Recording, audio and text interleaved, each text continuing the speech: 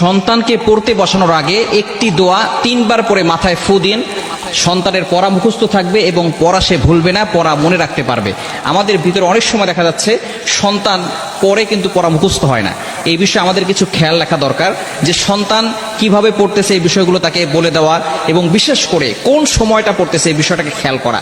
আমরা দেখা যাচ্ছে সন্তানকে এমনভাবে পড়ালেখার চাপ দিই, রাত 12টা 1টা 2টা পর্যন্ত অনেক সময় পড়াশোনা করে। এটা কিন্তু ঠিক নয়। দেখবেন যারা হাফেজ হয়, হেফজ যারা পড়ে, তারা কিন্তু দেখা যাচ্ছে 10টার দিকে 11টার দিকে ঘুমিয়ে যায়, শেষ রাতে তাড়াতাড়ি ওঠে, তারা তাহাজ্জুদের নামাজ পড়ে। এরপর ওই সময়টা তার মেধাটা প্রশস্ত থাকে। এজন্য ওই সময় আপনি পড়ার চেষ্টা করবেন, আপনার সন্তানকে পড়তে বলুন। বিশেষ করে ফজরের নামাজটা পড়া, সন্তানদেরকে নিজেও নামাজ পড়া এবং সন্তানদেরকেও নামাজের জন্য আদেশ করা। তবে সন্তান যখন পড়তে বসবে, পড়তে বসার আগে আপনি মাথায় 3 বার একটি দোয়া পরে ফু দিবেন। সেটা হচ্ছে আল্লাহুম্মা ফাক্কিহহু ফিদ্দীন ওয়া আল্লিমহু তা'ওয়ীল।